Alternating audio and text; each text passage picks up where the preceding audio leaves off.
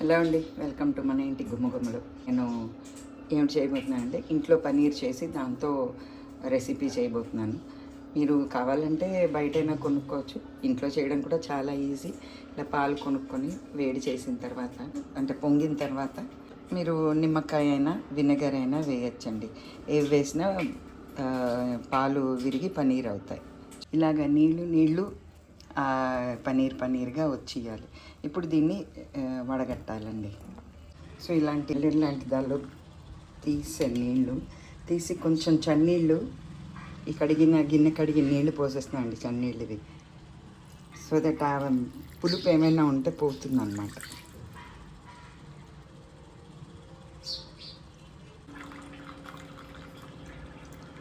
ఇలా నేను ఒక పనీర్ మేకర్ కొన్నాను.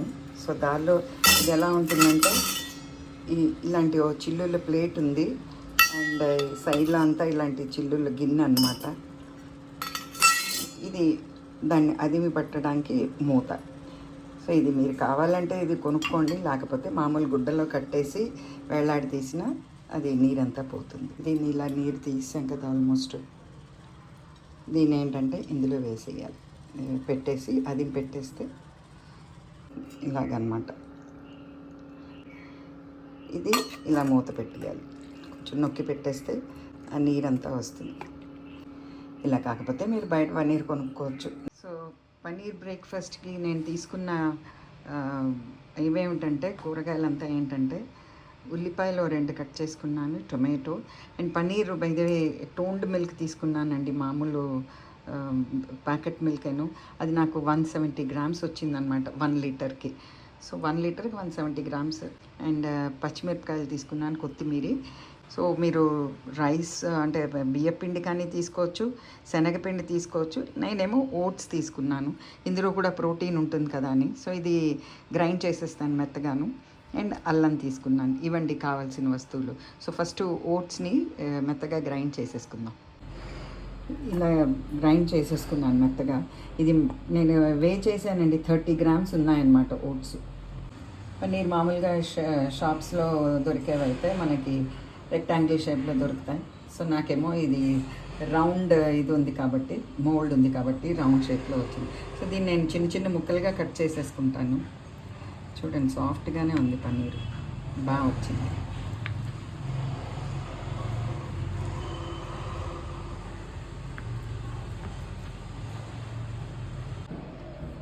సో ఇలా ముక్కలు చేసేసుకున్నాను.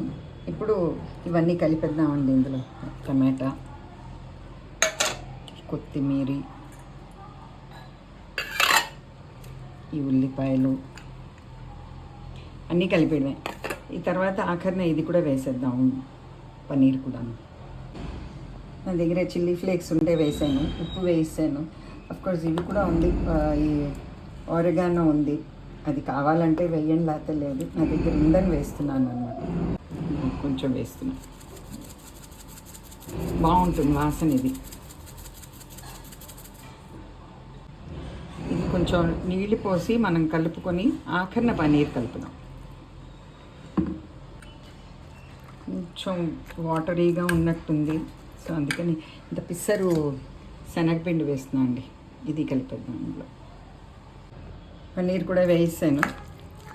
ఇప్పుడు దీన్ని చిన్న చిన్న రౌండ్ సైజో స్క్వేర్ సైజో మీకు ఏ సైజులో కావాలంటే చేతిలో అద్దుకొని దీనిలో మూకుడులో వేసి నూనె వేయాలండి. 2 వైపులా షాలో ఫ్రై చేయాలి.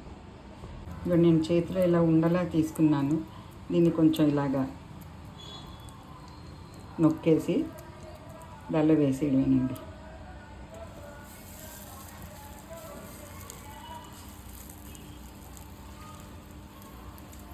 ఇలా నాకు ఈ మూకుడులో 5 వచ్చాయి. ప్రతిదాని చుట్టూ కొంచెం నూనె వేసుకోవాలి.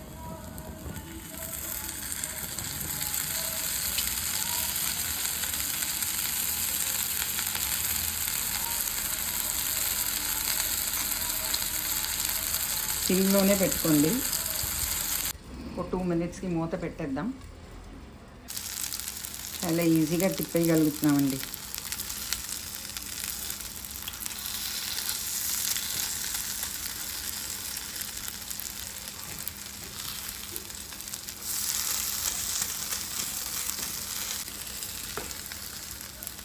పన్నీరు నేను ముక్కలుగా చేసి వేయడం, ఎందుకంటే అది మధ్య మధ్యలో నోట్లో అలా తగులుతూ బాగుంటుంది అనమాట. అదే మీరు గ్రేట్ చేసారనుకోండి అంత అంటే నాకు నచ్చదు.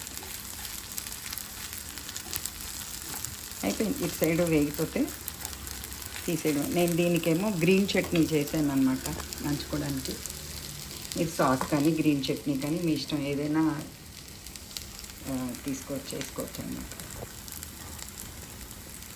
ఇది షాలో ఫ్రై కాబట్టి మీరు సిమ్లోనే పెట్టి వేయించండి, ఎక్కువ వేడొద్దు. కొంచెం ఇలా మూవ్ చేసి చూడండి, అది కదులుతోంది అంటే వేగిపోయినట్లు లెక్క. ఇది మూవ్ అవుతుంది, ఇది చూద్దాం. ఇది మూవ్ అవుతుంది, తీసి చూద్దాం.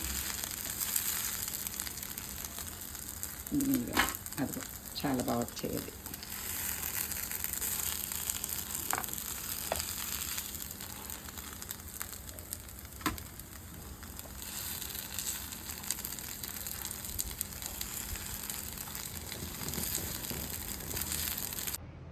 సో ఇదండి నా రెండో రోజు రెసిపీ, ప్రోటీన్ రిచ్ రెసిపీ అనమాట. పనీర్తో టిక్కాలా చేశాను విత్ గ్రీన్ చట్నీ. సో ఇది నెక్స్ట్ ఇంకొక వాయి వేసాను అనమాట. అఫ్కోర్స్ పనీర్ తినని వాళ్ళు, వీగన్స్ ఉంటారు కదా, వాళ్ళు టోఫుతో చేసుకోవచ్చు ఇలాగా. ఇది బయట నుంచి పనీర్ కొనేసుకుంటే చాలా చాలా ఈజీ. ఉల్లిపాయలు, టమాటాలు, పచ్చిమిరపకాయలు, కొత్తిమీర, అల్లం కట్ చేసుకొని అందులో కలిపేయడమేనండి. శనగపిండి కానీ వరిపిండి కానీ ఓట్స్ పిండి కానీ వేసి. నేను కొంచెం ఓట్స్ కొంచెం పలచగా అయిందని చెప్పి కొంచెం శనగపిండి వేసాను. సో అది కూడా టేస్ట్ బాగుంది. సో మీరు ఇలా చేసుకోండి. Eat healthy and stay healthy. మళ్ళీ నెక్స్ట్ వీడియోలో కలుద్దామా. Till then bye.